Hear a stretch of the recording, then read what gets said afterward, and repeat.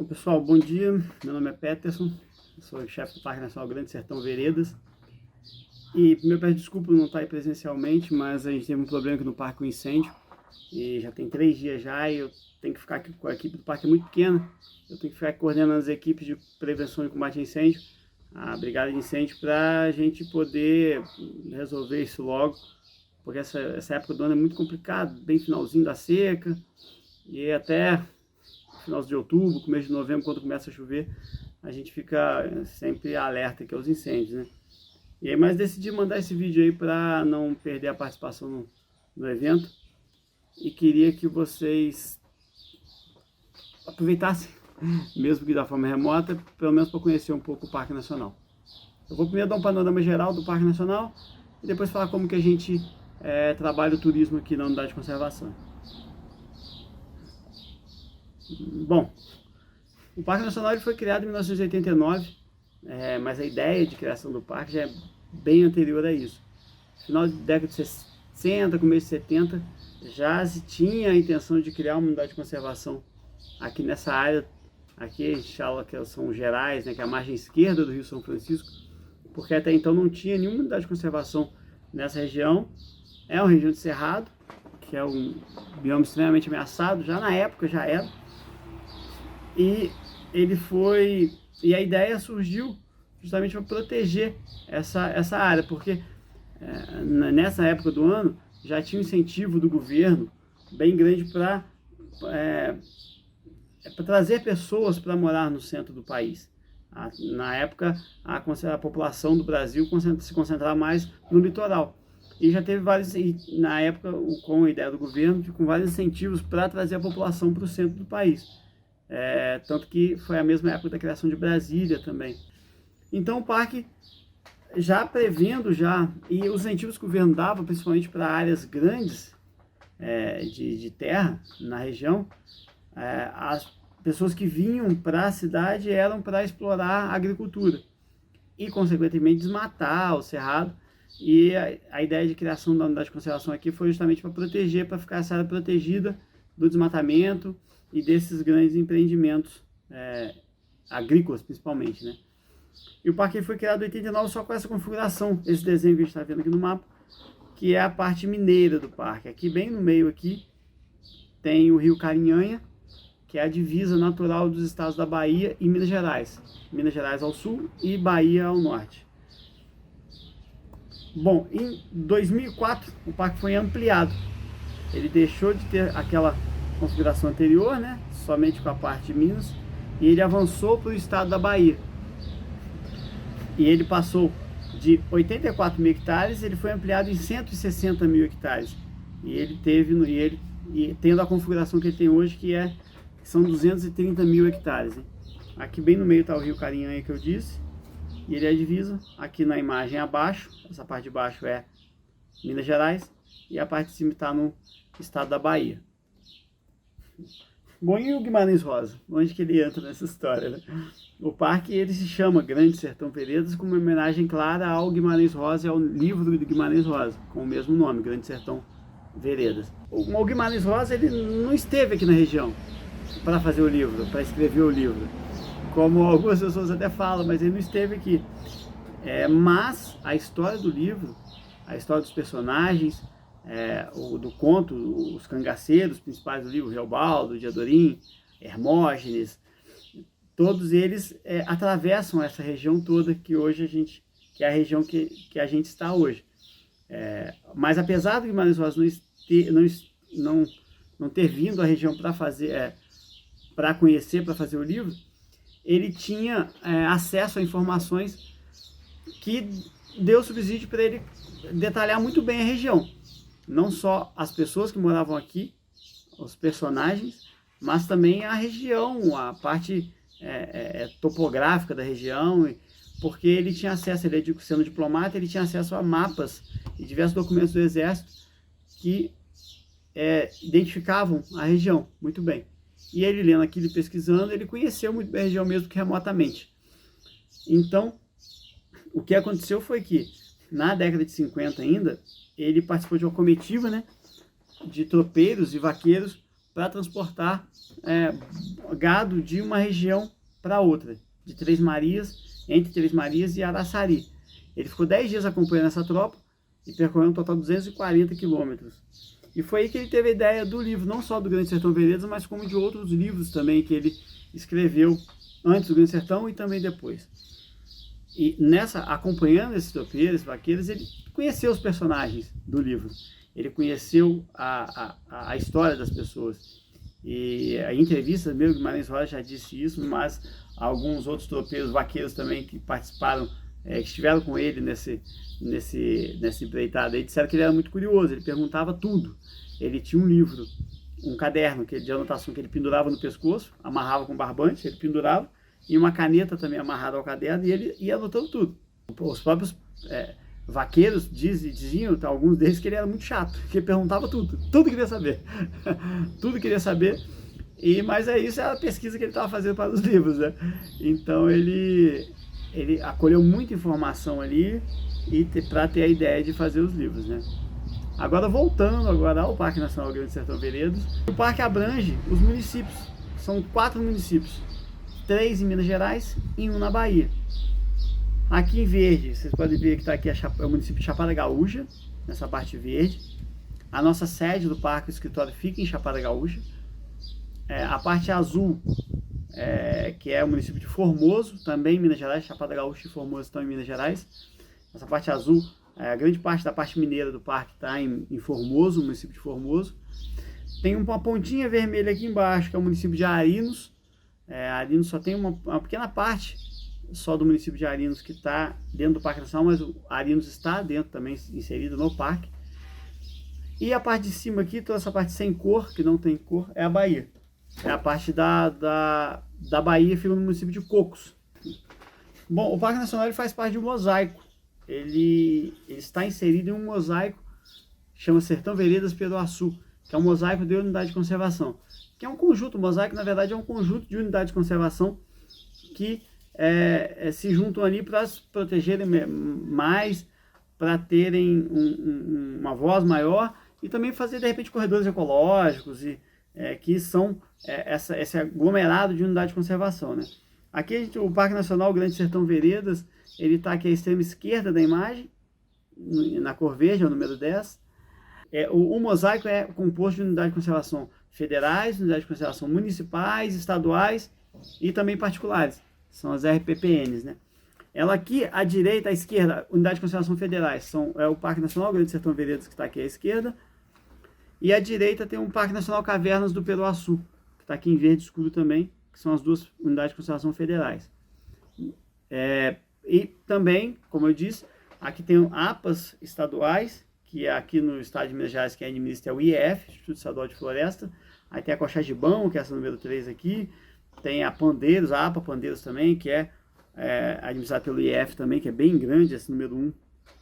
Mas, para vocês terem ideia do tamanho do mosaico, ou se eu quiser sair daqui do Grande Sertão Veredas e ir até o Parque Nacional Cavernas do Peroaçu, eu tenho que percorrer aproximadamente 150 a 160 quilômetros, mas é a unidade federal mais próxima da gente aqui, geograficamente, né? Bom, então agora falando um pouco mais específico do turismo no parque, a gente aqui tem um circuito de visitação turística, basicamente, e é só também na parte de Minas Gerais, nessa parte mineira do parque. Uma porque o perfil do visitante que vem ao Parque Nacional, ele geralmente tem um final de semana, máximo um fim de semana prolongado, uns 3, 4 dias, e ele tem pouco tempo, isso é pouco tempo, porque o parque é muito grande. Então o circuito mais usual aqui do parque é esse. Aqui vocês podem ver que o limite do parque é em vermelho, e o amarelo são as estradas. A estrada só que o visitante passa para fazer esse circuito turístico. O parque tem muito mais estradas que isso. E a visitação também não é feita na parte da Bahia, porque a gente não tem um plano de manejo da parte baiana do parque. O parque foi criado em 89, como eu disse. E em 2003 foi feito o plano de manejo dessa parte do parque, que era até então somente a parte mineira. E em 2004 ele foi ampliado. E aí até então não se atualizou o plano de manejo. E o plano de manejo é um documento que, com todas as normas, as características da unidade de conservação. Inclusive, a visitação turística está no plano de manejo prevista. E como a gente não tem a parte baiana ainda do parque com plano de manejo, a gente não explora essa área turisticamente.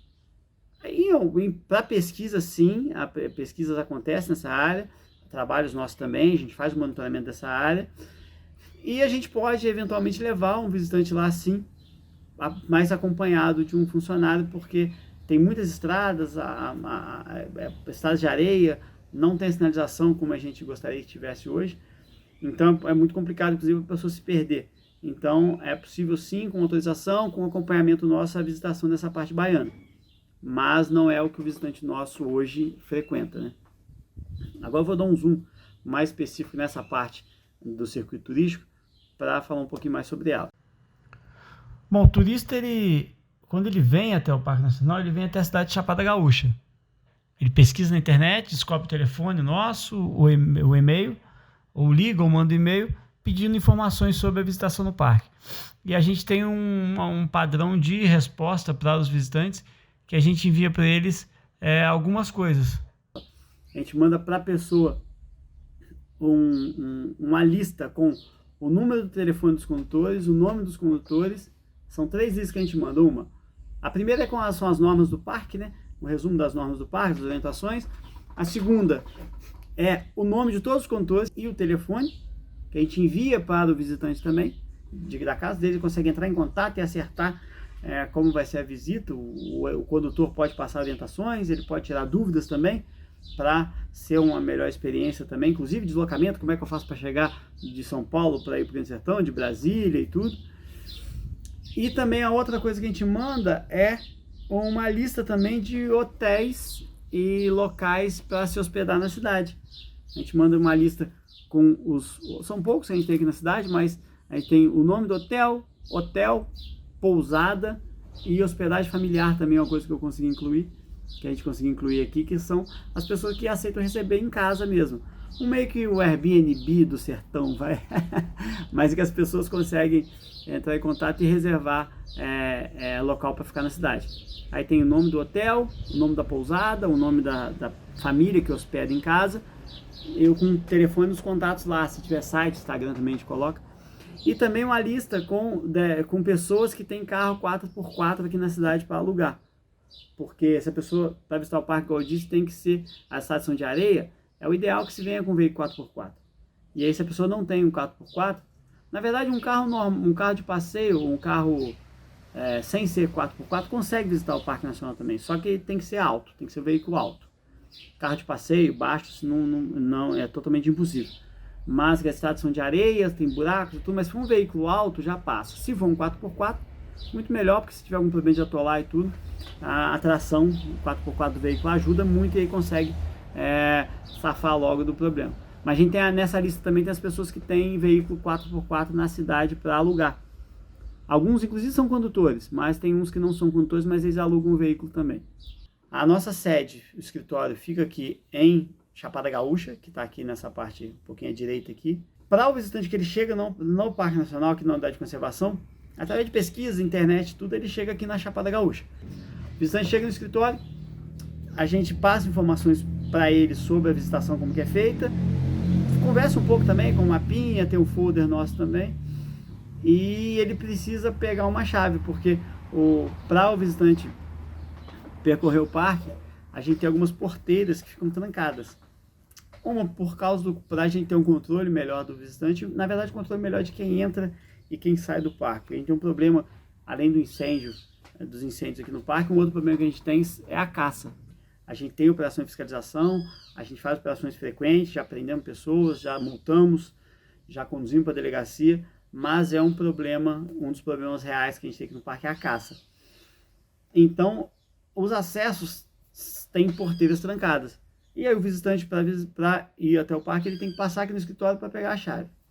A visitação hoje no Parque Nacional ela não é obrigatório ter o condutor, ir acompanhado do condutor. Porque não tem que justifique a gente obrigar a pessoa a contratar e estar acompanhada de um condutor. Só para você ter ideia, por exemplo, no Parque Nacional Cavernas do Peloaçu, lá sim é obrigatório o acompanhamento de um condutor. Porque lá tem pinturas rupestres, tem áreas sensíveis, principalmente as pinturas rupestres. Tem pinturas rupestres lá de 11 mil anos ou 6 mil anos. E para evitar que o visitante queira levar de recordação, queira riscar em cima, ou então danifique aquele patrimônio mundial que a gente tem lá no Peruaçu. Então lá sim é obrigatório o condutor de visitantes. Aqui não tem nada, não tem pintura rupestre, não tem nada que justifique a obrigatoriedade, mas a gente orienta que o visitante vá acompanhado de um condutor. Porque principalmente o parque tem muitas estradas de acesso, eles podem se confundir, se perder dentro do parque. O parque ele não tem ainda uma sinalização como eu gostaria que tivesse, como a gente gostaria que tivesse. Tem alguma sinalização em algumas bifurcações, mas tem algumas estradas que não sinalizadas ainda, estradas antigas principalmente. O parque, hoje, as estradas do parque são de areia e terra, mas bem mais de areia. Então pode ser que o visitante tenha um problema de atolar o carro. Então ela estando acompanhada de um condutor, é a garantia de que ela vai e volte em segurança. Se tiver algum problema, os condutores conhecem muito bem a região, alguns são inclusive funcionários nossos ou ex-funcionários do parque, já trabalharam em algum momento. O parque tem algumas contratações temporárias de funcionários e eles conhecem muito bem o parque. Então é garantia que o visitante vá aproveitar, sem falar também para ajudar a economia local, para conhecer realmente o povo, né, as pessoas que moram aqui, os nativos da região, todos eles são nativos aqui da região. Então é importante isso. E movimentar a economia também, que é a melhor dica que você vai ter é com uma pessoa que mora no local, né? Então a gente sempre orienta para a pessoa ela ir acompanhada. A gente orienta, não obriga, né? E normalmente o que a pessoa faz através de uma conversa, mesmo quando ele chega aqui querendo visitar o parque sozinho, depois de uma conversa, a gente troca ideias, põe todos esses detalhes que a gente tem no parque, essas características daqui, os visitantes acabam optando por contratar um condutor. Aqui, na verdade, eu falei que o parque tem as chaves, mas um ponto aqui no parque, um dos pontos não precisa de chave, não é trancado, que é o Mirante Três Irmãos, Morro Três Irmãos aqui, que na verdade é bem pertinho aqui da sede. E ali sim é aberta a habitação, porque é uma área também que a população da cidade é o ponto do parque mais visitado, o ponto turístico mais visitado, e é uma área que a população visita o parque também. Por estar mais perto, sempre tem um morador aqui da cidade que vai lá no Mirante, vê o pôr do sol, vai fazer um piquenique com a família. Tem o Mirante primeiro, né, que fica a uns 4 quilômetros mais ou menos aqui da cidade, da sede do nosso escritório. E depois tem uma trilha lá também. Mas o Mirante, as pessoas vão de bicicleta, vão de moto, vão de carro, tudo. O acesso é bem tranquilo lá. E aí, uma vez no Mirante, aí a pessoa tem a opção também de percorrer uma trilha, que é uma caminhada. E aí sim é uma caminhada um pouco mais longa, deve dar 1h30, 2 horas no máximo de caminhada. Mas assim, se a pessoa começar a caminhada às 8 da manhã, 1 da tarde já está de volta na cidade, dá para almoçar na cidade inclusive. Mas é uma caminhada bem bacana que a gente tem aqui próximo da cidade. E aí, seguindo o circuito, né, ele atravessa basicamente o parque de leste a oeste. Então ele começa aqui na portaria do parque, ele sai da saída do parque, do escritório, ele atravessa o portão do parque, a portaria, e segue de carro. Basicamente o circuito é feito de carro, com pontos de parada para visitar os atrativos, para visitar a cachoeira e os atrativos que tem no caminho. Para o carro, caminha 50 metros, 30 metros, faz a visitação nesse ponto específico e volta para o carro novamente e segue o percurso. Ele vai até esse ponto aqui que é o encontro dos rios, e que é o encontro do rio Carinhanha com o rio Preto, e é a divisa, e o Carinhanha também, como eu disse, é a divisa natural da Bahia com Minas. Ali está de um lado do rio é Minas Gerais, do outro lado da Bahia. É um ponto de banho também, que o pessoal pode tomar banho, pode fazer piquenique, enfim, mas é um ponto que as pessoas costumam entrar no rio, banho de rio, né? E aí, retornando, aqui é um bate e volta que a gente fala, né? Ele entra, vai até o encontro dos rios e retorna. E depois ele continua o circuito, vai até o Rio Preto, que é onde tem um ponto de visitação também, que é um ponto de banho. Pode ficar lá, as pessoas gostam muito de ficar lá, que tem uma piscina natural mesmo, é uma área do rio mais larga, que ela meio que dá uma represada assim, que é bem bonito e bem bacana também para tomar banho. Bem calmo, o rio é bem calmo também, mas essa parte é bem mais larga, né? E ele seguindo o circuito turístico, aqui embaixo tem a torre de observação. É uma torre de observação que a gente usa para observação de incêndios florestais. É uma torre deve ter uns 40 metros de altura mais ou menos, que ela tem um elevador dentro dela, um elevador de contrapeso. É usada basicamente para monitoramento de incêndios no parque, mas também na época de contratação da brigada de incêndios sempre fica um brigadista lá, e aí com a orientação do brigadista o visitante pode até subir a torre também, que é um visual bem legal do Parque Nacional. Seguindo um pouco mais o percurso, aqui tem a Cachoeira do Mato Grande, que aí sim é uma cachoeira também para banho, e o Mirante da Siriema, que fica relativamente próximo do outro, que o Mirante da Siriema também tem um visual do parque bem bacana, no outro lado do parque, né? O extremo oeste do parque ali. Então, mas a Cachoeira do Mato Grande também é um ponto muito bacana para a pessoa tomar banho de cachoeira também lá. É uma quedinha d'água pequena, mas é muito legal. A água tem uma laje de pedra, que a água corre ali, dá uma esquentadinha também, não é tão frio, o pessoal curte mais do que o Rio Preto. O Rio Preto sim é bem frio a área. É frio para os parâmetros regionais aqui, né? Porque nem é tão gelada assim, na verdade. Mas o pessoal acha ela bem fria a água.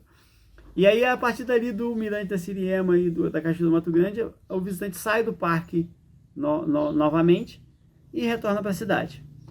Esse circuito turístico aqui, ele tem aproximadamente, saindo do Parque Nacional, aliás, do escritório do parque, e fazendo o circuito turístico aqui e retornando, dá aproximadamente uns 160 km, 150 km de distância mais ou menos. É um circuito para se fazer o dia todo. Se a pessoa tiver um dia só, dá para fazer um dia, sai do escritório 8, 9 da manhã no máximo e retorna para cá no fim do dia, tá? 5, 6 da tarde, por aí, depende muito de quanto tempo a pessoa ficar em cada atrativo, mas a média é mais ou menos essa mesmo, hein? Quando a pessoa tem mais dias, eu sempre oriento a fazer em 2 dias o circuito, que aí num dia ela sai do escritório e vai até ali o Rio Preto e retorna, no outro dia, e dá para ir até a cachoeira e retornar também, vai até a cachoeira e retorna. É a opção de dividir em 2 dias o passeio, a pessoa consegue ficar mais tempo no lugar, aproveitar mais o dia, né? Aproveitar mais os locais de visitação. Então esse é o circuito turístico que a gente utiliza hoje, que os visitantes fazem quando vêm até o Parque Nacional.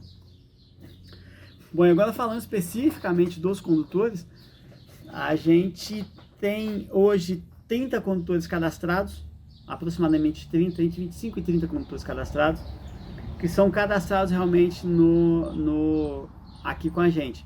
Porque antes o parque ele não tinha um cadastro de condutores, ele tinha uma lista pregada na parede, que a pessoa chegava, pegava os telefones e ligava. E aí, para formalizar isso, junto ao ICMBio inclusive, o ICMBio ele tem um parâmetro, na verdade, para uma forma correta de credenciamento dos condutores. Então, o edital que a gente faz, para eles estarem cadastrados na plataforma do ICMBio e para estar realmente autorizados a conduzir visitantes nas unidades de conservação, não só aqui, mas no Brasil inteiro. E claro, os cadastros são regionais, são locais. Aqui no Grande Sertão a gente cadastra os condutores do Grande Sertão. Lá no Piraçu se cadastra os condutores de lá, tem um cadastro próprio.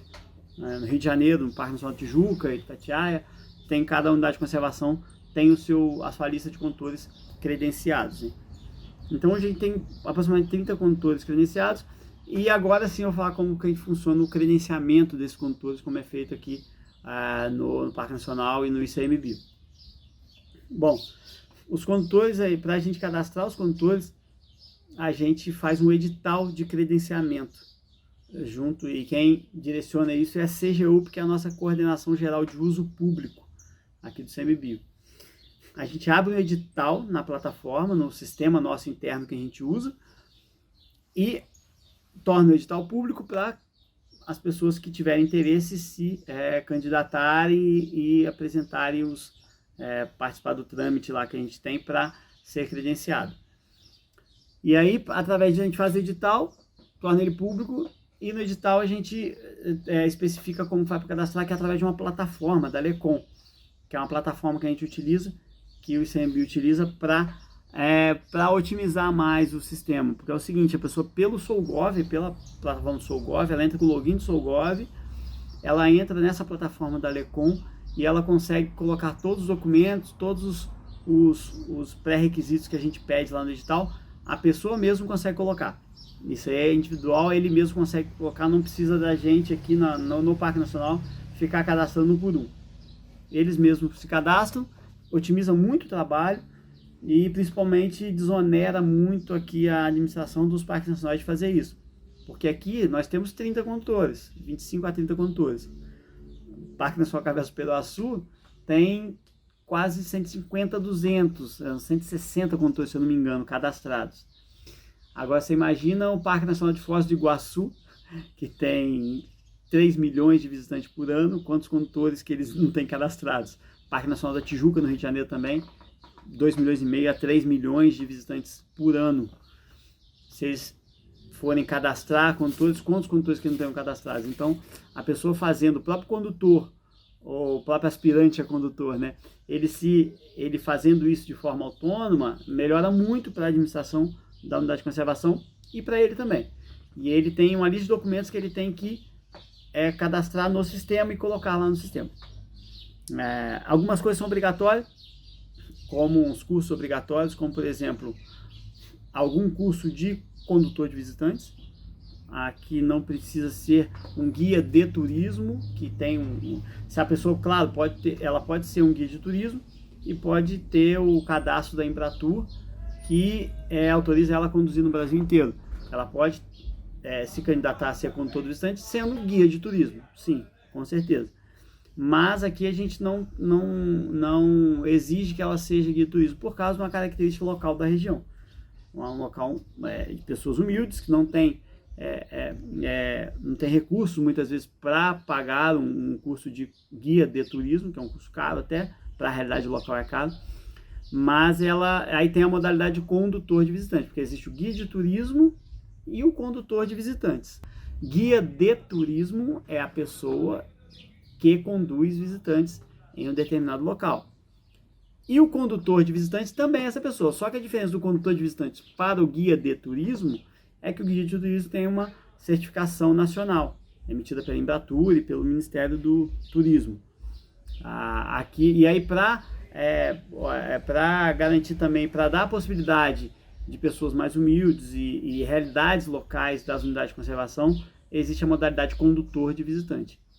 E aí existem alguns cursos de condutor de visitante. Então, para se cadastrar como condutor de visitante, a pessoa tem que ter um curso, a obrigatoriedade mesmo básica, geral, assim, é um curso de condutor de visitante, emitido aqui em Minas Gerais, o Senar emite, o Senai, Sebrae, tudo, eles conseguem fazer cursos de condutor de visitante. E também o curso de primeiros socorros, que é basicamente o que a gente é obrigatório. Os outros documentos são obrigatórios, identidade, CPF, comprovante de residência e tudo, mas assim, basicamente isso. Mas aqui pra gente, a gente também colocou no edital um curso da unidade de conservação, um curso próprio, mas aí a gente mesmo, na época do credenciamento, a gente bolou um curso aqui, com a ajuda do estagiário, que a gente teve aqui também.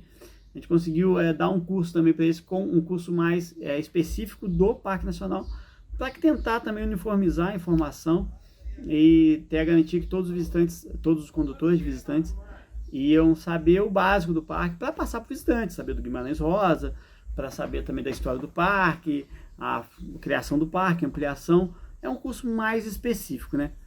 E foi aí que a gente fez, a gente mesmo ofereceu aqui um curso específico do Parque Nacional.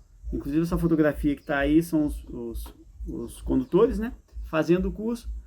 E aqui o rapaz que está dando o curso é um condutor também, que foi um molde que a gente fez bacana para eles, cada um que tinha uma especificação melhor, o que era melhor em cada determinada área, que também falasse um pouco para os amigos, para os colegas e os outros colegas, né, sobre aquele assunto específico, né?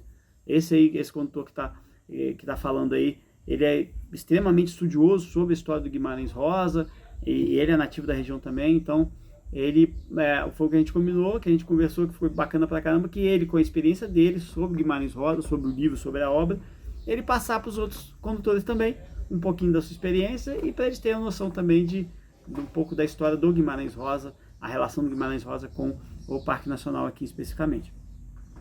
Mas também eu falei também sobre a história do Parque Nacional, teve uma pessoa que falou também sobre essa parte de documentos e obrigatoriedade ou não do condutor. A gente montou um curso específico nosso, foi bem legal, foi muito bacana, a gente conseguiu meio que a ideia também que eu disse de uniformizar a informação e ele saber no mínimo, né? Que não adianta ele ser um condutor credenciado no parque, se quando chegar uma pessoa perguntar sobre Guimarães Rosa, ele não saber o básico, sabe?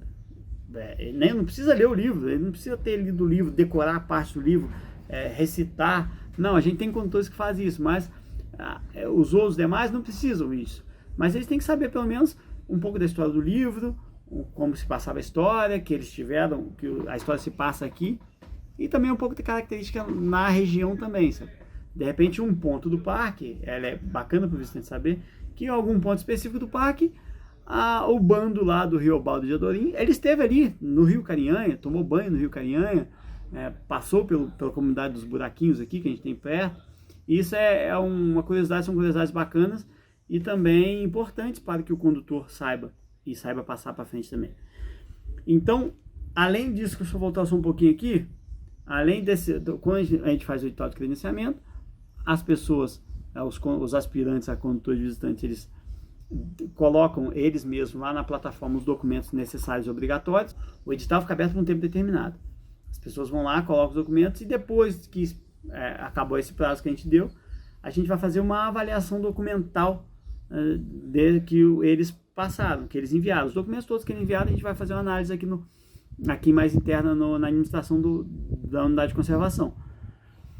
A gente avalia os documentos. Se tiver alguma coisa faltando, por exemplo, ele não colocou o certificado de condutor de visitantes lá, específico nosso aqui do Parque Nacional. Ele fez o curso, mas ele não colocou lá no sistema.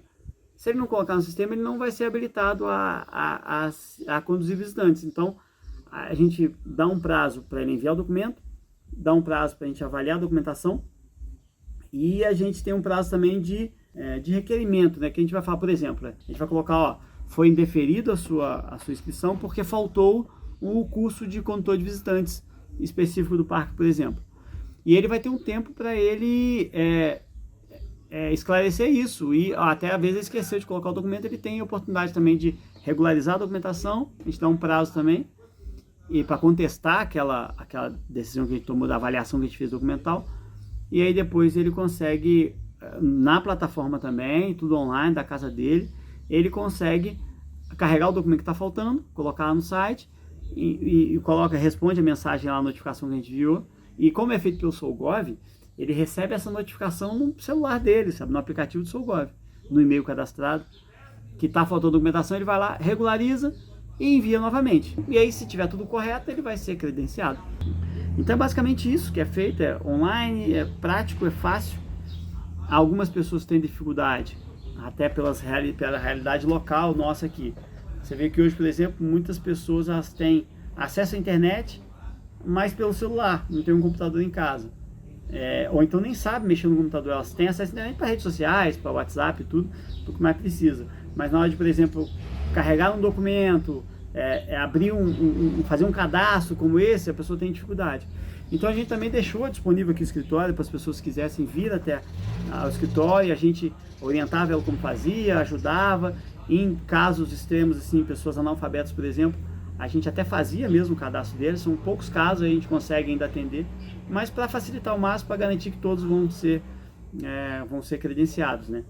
Tem pessoas que são excelentes condutores, conhecem muito bem a região, são nativos daqui, mas, por exemplo, são analfabetos, não sabem ler e escrever, não tem, aliás, não sabem mexer no computador, às vezes, nunca mexeu no computador na vida, não tem nem telefone celular, às vezes, ou tem o telefone só para ligar e receber, fazer e receber ligação. Então a gente até apoiou nesse sentido também. E esse cadastro ele fica válido por 2 anos. E nesses 2 anos, a pessoa ela vai poder conduzir visitantes no parque, na unidade de conservação. E também a gente tem algumas obrigatoriedades ali. Depois de passados esses 2 anos, a gente pode renovar o cadastro dele ou não. Ou não é porque ele pode ser, durante esses 2 anos, que ele vai estar sendo avaliado também.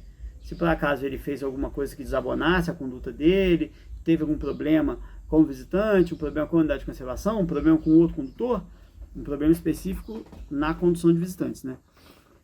Ele vai ser notificado por isso e pode ser penalizado também, perdendo o direito de conduzir visitantes no Parque Nacional, perdendo o cadastro e o credenciamento. Então, esses 2 anos, no final desses 2 anos, a gente avalia como foi a conduta do condutor, né? Como foi esse tempo, período dele conduzindo os visitantes. Se tiver tudo ok, aí a gente tem uns critérios também que a gente pode colocar também para renovar, por exemplo. Aqui a gente colocou que ele tem que ter determinadas horas de trabalho voluntário para o parque, sabe? Mas aí, que é uma coisa a mais também para... É uma possibilidade, eu coloquei isso também para ser uma possibilidade dele ajudar a gente no parque um pouco, mas também conhecer mais o Parque Nacional. De repente, a gente, num trabalho de voluntário assim, ele pode acompanhar uma pesquisa, por exemplo, ele vai aprender mais, conhecer mais sobre o parque, conhecer mais sobre pesquisa. Ele pode também, vamos supor, se a gente tiver uma demanda da prefeitura municipal aqui, de levar alunos da rede municipal de ensino para visitar o parque. E eles não têm condição de pagar um condutor. E eles poderiam perder isso, perder a oportunidade de visitar por causa disso. Mas a gente pode, de repente, fazer um projeto em situações como essa. Isso já acontece, na verdade, tá, pessoal? A situação de visita de escola, né, visitas muito específicas assim, a gente entrar em contato com o condutor e falar, pô, ô fulano, quer fazer um trabalho voluntário aqui, tem que acompanhar um pesquisador, acompanhar um colégio. E é uma forma também deles ajudarem a gente, ajudarem o parque, aprender mais. Então, por isso que eu coloquei esse critério de trabalho voluntário. Mas isso aí a gente define. Poderia ser, por exemplo, eu estou pensando já em renovar para o próximo período aí de credenciamento, de colocar como coisa obrigatória participar de reuniões do Conselho Consultivo do Parque, que os condutores participem de reuniões, até da gestão da unidade de conservação com o próprio condutor. Pode ser bacana para a gente passar informações atualizadas para ele. Bom, eu acho que é isso, basicamente. Falei muito aqui, estou vendo aqui no contador que já foram 40 minutos. Né? Falei, eu acho demais, tomara que todos estejam acordados ainda. Mas aí, de qualquer forma, está aqui o meu contato, os contatos do Parque Nacional, nosso endereço, telefone, e-mail, perfil no Instagram, para todo mundo entrar em contato se quiser, pode entrar em contato, por e-mail, por telefone, manda mensagem no Instagram que a gente responde, para acompanhar tudo que está acontecendo no Parque Nacional aqui também. As postagens não tem muita regularidade não, porque eu trabalho aqui muito mais sempre que eu posso, sempre que tem uma brecha no tempo aqui, eu vou lá, faço a postagem, coloco informação nova e vocês podem entrar em contato com a gente também. Então tá aí o endereço, telefone, perfil no Instagram, e-mail também, pode mandar e-mail que a gente sempre responde. Espero que tenha conseguido esclarecer tudo, as dúvidas, e se tiver mais uma dúvida, manda por e-mail, por telefone que a gente consegue esclarecer, tá bom? Tem aqui a imagem do Parque Nacional, para vocês ficarem com vontade de vir para cá. Essa é a vereda do Itaguari, que fica na parte da Bahia. Sensacional, um lugar incrível. A vereda é enorme. O rio Itaguari é incrível também. Eu vou pedir para passar para a Rose, não sei quem está na organização aí, passar um vídeo que eu vou mandar. Eu falei muito do parque, não mostrei foto, não mostrei vídeo, não mostrei nada. Mas foi tudo planejado. Eu vou mostrar para vocês agora, vou pedir para colocarem aí um videoclipe de um servidor aqui do parque, do ICMBio, na verdade, que ele é compositor, poeta e artista, cantor, e ele tem uma música que ele fez para o Parque Nacional Grande Sertão Veredas, que é uma composição bem bonita, e tem um videoclipe que eu fiz, que antes de trabalhar aqui eu trabalhava com edição de vídeo também, com fotografia, eu editei um vídeo, e aí tem imagens, a música e imagens aqui do Parque Nacional Grande Sertão Veredas, deixar aí para vocês assistirem e ficarem com vontade de vir, conhecer e visitar o parque. Tudo bem? Muito obrigado, pessoal. Muito obrigado, Prefeitura de Paracatu, pelo convite. Espero que eu possa participar presencialmente no próximo. E estou aguardando todos aqui no parque para visitar o Parque Nacional Grande Sertão Veredas. Um abraço.